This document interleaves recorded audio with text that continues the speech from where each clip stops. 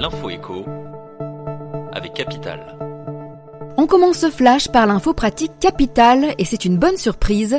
L'emploi ne s'est jamais aussi bien porté dans l'Hexagone depuis une décennie et les prévisions de recrutement le prouvent. Si vous cherchez un job ou souhaitez changer de poste, Capital vous indique les 10 métiers les plus recherchés région par région.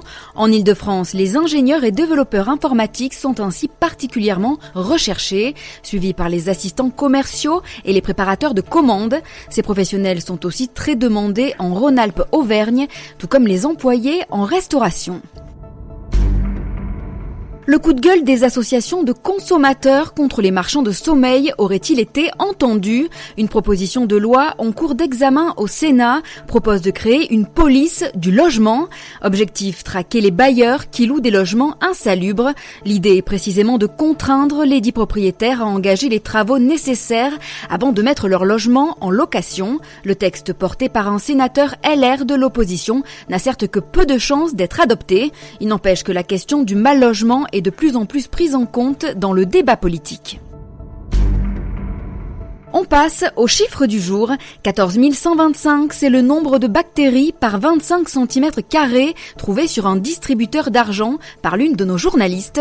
Dans les gares, les fast-foods, les supermarchés, partout les écrans tactiles se multiplient et donc les problèmes d'hygiène avec. Capital a fait analyser la propreté de 10 bornes variées, McDonald's, UGC ou RATP, qui sont situées dans des lieux très fréquentés de Paris. Rassurez-vous, si le nombre de micro-organismes est parfois très important, la majorité de ces bactéries sont inoffensives pour la santé. Des résultats à découvrir sur notre site capital.fr.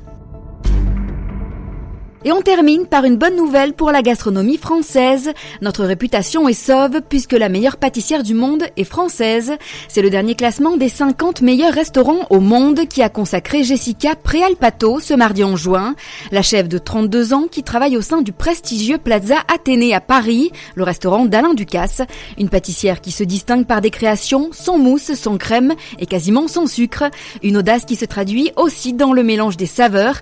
Elle associe en effet par exemple dans ses desserts le citron et les algues, ou même le topinambour et la vanille. C'était l'info écho avec Capital.